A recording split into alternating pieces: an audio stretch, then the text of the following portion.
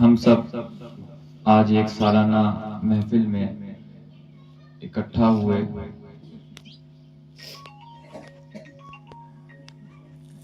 ہر شخص، ہر انسان کا اپنا ایک نظریہ ہے اور اس کا ایک عقیدہ ہوتا ہے جس سے وہ تعلق رکھتا ہے۔ بہت سے لوگ ایسے ہیں جو اس طرح کی مجلسوں کو مانتے ہیں اور بہت سے ایسے ہیں جو اس کا انکار کرتے ہیں۔ فاتحہ ہے، چہلم ہے، تیجا ہے، تو بہر صورت تیجا ہو یا 10واں ہو، 20واں ہو، 40واں ہو، یہ اس کا جو نام ہے اس کا تعلق ایک رسم سے ہے کہ ہمارے باپ دادا کے زمانے سے اور پشتینی زمانے سے چلا آ رہا ہے تو اس پر کر رہے ہیں، لیکن اہمیت اس چیز کی نہیں ہے اور نہ کوئی بھی فتویٰ اس پر لگتا ہے کہ وہ اس کا نام کیا ہے اور وہ چیز کیا ہے، نہیں، بلکہ اس میں ہوتا کیا ہے، اس کا عمل کیا ہے، یعنی اس کے اندر لوگ کر کیا رہے ہیں، اہمیت اس چیز کی ہوتی ہے۔ تو اگر ہم اس طرح کی محفلوں کو دیکھتے ہیں کہ اس میں کیا ہے، اس کا مادہ کیا ہے، اس میں کیا کیا جاتا ہے،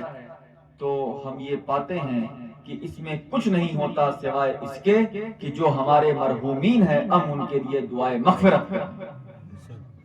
تو اس کا حکم تو اللہ نے قرآن میں دے دیا کہ والذین جاءوا من بعدہم یقولون ربنا اغفر لنا، کہ جو آنے والی نسلیں ہوتی ہیں یعنی ہم لوگ اپنے مالک سے التجا کرتے ہیں کہ اے میرے مالک ہمیں بخش دے، ہمارے گناہوں کو ختم فرما دے۔ وَلِإِخْوَانِنَا الَّذِينَ سَبَقُونَا بِالْإِيمَانِ، اور اے مالک تو ہماری بھی بخشش کر، ہمارے گناہوں کو درگزر فرما، ہماری تمام کوتاہیوں کو نظر انداز فرما، اور ساتھ ہی ساتھ ہم سے پہلے جو لوگ دنیا سے رخصت ہو گئے ان کی بھی بخشش فرما دے۔ تو اس آیت سے قرآن کے پتہ چلا کہ ایک بندہ مومن کا اپنے حق میں بخشش کی دعا کرنا بھی ضروری ہے، اور ساتھ ساتھ اپنے پہلے والے جو اس کے باپ دادا ہیں ان کے حق میں بھی دعا کرنا قرآن سے ثابت ہے اور ضروری ہے۔ تو یہ کوئی نئی بات نہیں ہے، بلکہ اللہ نے قرآن مقدس میں فرما دیا جو مومنین ہیں ان کے حوالے سے کہ وہ اپنے حق میں بھی دعا کرتے ہیں اور اپنے سے پہلے والوں کے لیے بھی دعا کرتے ہیں۔ تو یہ جو محفل ہے یہ کوئی ایسی بات نہیں ہے، یہ صرف اور صرف دعا کی ایک محفل ہے کہ ہم سے پہلے جو گئے اے میرے مالک ان کی بھی خطاؤں کو معاف فرما۔ ہم سب یہاں اکٹھا ہونے کا مقصد کھانا کھانے سے زیادہ ان کے حق میں دعا کرنا ہے جو آج کے تاریخ میں چند سال پہلے اس دنیا سے رخصت ہوئی تھی۔ ٹھیک ہے، تو حضور ختمی مرتبہ رحمت دو عالم صلی اللہ علیہ وسلم نے فرمایا کہ القبر روضۃ من ریاض الجنہ، کہ قبر جو ہے انسان کی جنت کے باغوں میں سے ایک باغ ہے۔ والقبر حفرۃ من حفر النار، اور جہنم کے گڑھوں میں سے ایک گڈھا ہے۔ کیا ہے؟ جنت کے باغوں میں سے ایک باغ ہے اور جہنم کے گڈھوں ہی میں سے ایک گڈھا ہے۔ اب جیسا جس کا عمل ہوگا، جیسا جس کا کردار رہا ہوگا دنیا میں، اسی طرح سے اس کو اگر نیک عمل اس نے کیا ہے تو اللہ اسے وہ باغ عطا کرے گا، اور اگر اس کی بدعمالیاں زیادہ ہے، اس کا ایمان پر خاتمہ نہیں ہوا ہے، تو اس کی قبر کو جہنم کا گڑھا بنا دے گا۔ لیکن کس کی قبر کیا ہے؟ گڑھا ہے جہنم کا کہ باغیچہ ہے جنت کا، اس کا نہ آلہ میرے پاس ہے ناپنے کا، نہ آپ کے پاس ہے۔ صحیح ہے؟ صحیح کہہ رہے ہیں کہ صحیح غلط کہہ رہے ہیں؟ تو اس پر ایک واقعہ مجھے یاد آیا، علامہ ملا علی قاری نے لکھا، اچھا یہ وہ شخصیت ہے کہ جن کو ہر مکتب فکر کا آدمی مانتا ہے، خواہ اپنے آپ کو دیوبندی کہتا ہو، وہابی کہتا ہو، کوئی بھی ہو، سب ان کو مانتے ہیں۔ تو انہوں نے اس چیز کو لکھا شیخ اکبر محی الدین ابن عربی کے حوالے سے، اپنی تفسیر میں اس چیز کو لکھا کہ بغداد میں ایک شخص نے دعوت رکھی، تو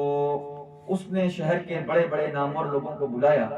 تو لوگوں میں یہ بھی ایک شور ہوا کہ فلاں ایک نوجوان شخص ہے جو بڑا صاحب کشف ہے، یعنی دیوار کے پیچھے کیا ہو رہا ہے وہ اسے دیکھ لیتا ہے۔ یہ لوگوں میں شور تھا کہ اللہ کا ایک ایسا ولی آ رہا ہے، اس دعوت میں موجود ہے کہ وہ کشف کرتا ہے، یعنی کشف کہتے ہیں کھول دینے کو، ٹھیک ہے؟ تو کوئی بھی ایسی پردے کی بات ہو یا دیوار کے پیچھے کی بات ہو تو وہ اسے کھول دیتا ہے۔ تو وہ جب کھانا کھانے کو بیٹھے ساتھ میں لوگوں کے، تو وہ اچانک رونے لگے۔ تو لوگوں نے پوچھا کہ کیوں روتے ہو؟ تو اس نے کہا، جو بزرگ تھا، کہ میں اس کی ماں کو جہنم میں دیکھتا ہوں۔ ٹھیک ہے؟ اس بزرگ نے کہا، جس نے دعوت دی تھی، اسی کو کہا کہ میں اس کی ماں کو جہنم میں دیکھتا ہوں۔ تو شیخ ابن عربی خود موجود تھے اس مجلس میں، تو انہوں نے کہا کہ میں نے ایک حدیث پڑھ رکھی ہے اور سن بھی رکھی ہے کہ اللہ کے رسول صلی اللہ علیہ وسلم نے فرمایا کہ جو شخص اپنے ماں باپ کو یا کسی بھی مردے کو 70,000 دفعہ کلمہ طیبہ پڑھ کے بخش دے، اللہ اس کی مغفرت فرما دیتا ہے۔ تو انہوں نے سوچا کہ جب رسول نے یہ کہا ہے تو لاؤ آج اسے آزما ہی لیں۔ سامنے یہ بزرگ بھی بیٹھا ہے، دیکھتے ہیں کہ کیا ہوگا، کیونکہ اگر میں 70,000 دفعہ پڑھ کر اس کو بخشوں گا تو میرا دو کام ہو جائے گا۔ ایک تو یہ پتا چل جائے گا کہ کیا یہ حدیث صحیح ہے کہ نہیں، کسی نے گڑھ تو نہیں لیا اپنی طرف سے، اور یہ بھی پتا چل جائے گا کہ یہ شخص بزرگ ہے کہ نہیں بزرگ ہے۔ تو ابن عربی نے بغیر کچھ کہے، کچھ بولے، اپنے دل ہی دل میں خیال کیا کہ اے میرے مالک، جو کچھ میں نے 70,000 دفعہ کلمہ طیبہ پڑھا ہے، اس شخص کی دعوت کھلانے والی ماں کو ایصال ثواب ہے، اس کو میں پہنچاتا ہوں، مولا اس کی مغفرت فرما۔ تو وہ صاحب کشف، اس نے کچھ بولا نہیں، ابن عربی نے کچھ بولا نہیں، تو وہ صاحب کشف بزرگ مسکرانے لگے اور کہنے لگے کہ اب میں اس کی ماں کو جنت میں دیکھتا ہوں۔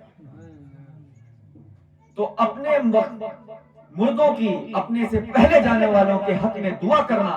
اللہ نے قرآن میں کہہ دیا ہے کہ اے لوگو، بہتر یہ ہے کہ جب تم اپنے حق میں دعا کرو، اپنی مغفرت طلب کرو، تو اپنے سے پہلے جانے والوں کی بھی مغفرت طلب کر لیا کرو، ہم اسے قبول فرما لیں گے۔ صحیح ہے؟ تو یہ کوئی ایسی بات نہیں ہے کہ ہم کوئی ایسا نیا عمل کر رہے ہیں کہ جو قرآن اور سنت کے خلاف ہے، بلکہ رسول اکرم صلی اللہ علیہ وسلم نے اسے کر کے بتا دیا۔ سیدہ عائشہ فرماتی ہیں، مسلم شریف کی حدیث ہے، کوئی ایسا مسلمان نہیں ہے جو صحیح ستہ میں 6 کتابوں میں، یعنی قرآن کے علاوہ 6 کتاب جو ہیں حدیث کی، ان کو نہ مانتا۔ کوئی ایسا مسلمان نہیں ہے کہ جو بخاری، مسلم، ترمذی، ابن داؤد، سنن ابن ماجہ ان کو نہ مانتا ہو۔ تو مسلم شریف کی حدیث ہے کہ رسول اللہ صلی اللہ علیہ وسلم نے فرمایا کہ اے عائشہ، آپ نے فرمایا اے عائشہ، ایک ایسے بکرے کا انتظام کرو، سیدہ عائشہ اسے نقل کرتی ہیں، کہ جس کی سینگ ہو اور کالا چلتا ہو، کالا دیکھتا ہو اور کالا بیٹھتا ہو۔ یعنی اس سے رسول اللہ کی مراد تھی کہ اس کا پیر بھی کالا ہو، اس کی آنکھیں بھی کالی ہو، اس کا بدن بھی کالی ہو، اور اس کی سینگ بھی، خیر کالی تو ہوتی ہے، کالی ہو، تو وہ پورا مکمل کالا بکرا ہو۔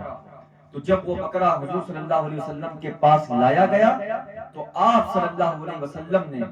اس کے گردن پہ چھری رکھ کے یہ دعا کی کہ اے مالک، اے میرے مولا، اسے محمد اور محمد کی اولاد کی طرف سے قبول فرما۔ تو اب بات یہاں غور طلب یہ ہے کہ حضور صلی اللہ علیہ وسلم اگر اپنی طرف سے اس کی قربانی کرتے تو بات سمجھ آتی تھی، لیکن آپ نے کہا اے اللہ، اسے محمد اور محمد کی آل کی طرف سے قبول فرما۔ جو آل ابھی آئی بھی نہ تھی، رسول اللہ نے اس کی طرف سے قربانی کی۔ تو یہ پتا چلا کہ اپنے نام سے یا اپنے بزرگوں کے نام سے قربانی کرنا یا کچھ ذبح کر کے لوگوں میں تقسیم کرنا، یہ پیغمبر اسلام صلی اللہ علیہ وسلم کی سنت ہے۔ اور پھر جو رسول نے قربانی کیا تو بہر صورت وہ قربانی کر کے ہوا میں تو اڑایا نہیں، قربانی کیا ہوگا، اس کا گوشت بٹا ہوگا، اس گوشت کو لوگوں نے کھایا ہوگا، اور وہ قربانی کا جو گوشت تھا وہ رسول نے اپنے ساتھ ساتھ اپنی آل کے نام کیا تھا۔ تو پتا چلا کہ قربانی کر کر یا کسی بھی قسم کا کھانا جتنی اس کی حیثیت ہو، اس کو اپنے نام پر یا اپنے مرحومین یا آنے والوں لوگوں کے نام پر لوگوں کو کھلانا، یہ رسول اکرم صلی اللہ علیہ وسلم کی سنت ہے۔ اور پھر حضور سے جب پوچھا گیا کہ ای الاسلام خیر یا رسول اللہ، کہ سب سے بہتر اسلام کیا ہے، تو آپ نے فرمایا تھا تطعم الطعام وتقرأ السلام، اے لوگوں گواہ ہو جاؤ، سب سے بہتر اسلام یہ ہے کہ لوگوں کو سلام کیا جائے اور لوگوں کو کھانا کھلایا جائے۔ اور پھر وہ کھانا اگر ہم اپنے مرحومین کے نام پہ کھلاتے ہیں تو جس طرح رسول اللہ نے دوسروں کے نام سے قربانی اللہ کی بارگاہ میں پیش کی اور پھر اللہ نے اسے قبول کیا اور اس کے گوشت کو تقسیم کیا، تو اسی طرح جب ہم اپنے مرحومین کے نام پہ لوگوں کو کھانا کھلائیں گے اور لوگوں کو پانی پلائیں گے تو یہ یقین رکھیے کہ جس طرح رسول اللہ صلی اللہ علیہ وسلم کے سنت کے مطابق آپ کے مرحومین کو بھی اس کا فیض ضرور پہنچے۔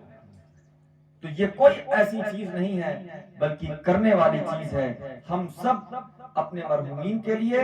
اپنے جو دنیا سے جا چکے ہیں ان کے حق میں اللہ ہمیں اس طرح کی محافل کرنے کی توفیق عطا فرمائے، تاکہ جو ہمارے مرحومین ہیں ان کی روحیں ہم سے خوش ہو جائیں اور ان کے نام پہ ہم اسی طرح محفلیں اور لنگر کرتے رہیں۔ یہ کوئی ایسی خلاف شرع بات نہیں ہے بلکہ یہ کام باعث ثواب ہے۔ اس کو میں نے قرآن سے بھی آپ کو بتا دیا اور رسول اللہ صلی اللہ علیہ وسلم کے طریقے سے بھی بتا دیا۔ ٹھیک ہے، بات آئی سمجھ میں؟ تو اللہ تعالیٰ اس محفل کو قبول فرمائے، اور جس کے گھر بھی مجلس ہے ان کی جو والدہ ہیں، ہمارے چچا محترم حضرت سید فخر الحسن صاحب، ان کی والدہ کو جنت نصیب فرمائے، کسی بھی قسم کی کوئی خطا واقع ہوئی ہے تو اسے درگزر فرمائے، ہر خطا سے معاف ان کے لیے جنت کے دروازے قبر میں کھول دے، اور ان کی قبر کو رسول اکرم صلی اللہ علیہ وسلم کے توسل سے اہل بیت اعظام کے صدقے طفیل نور سے بھر دے، اور اللہ تعالیٰ اسی طرح ہم سب کا خاتمہ ایمان پر فرمائے۔ وآخر دعوانا الحمدللہ رب العالمین۔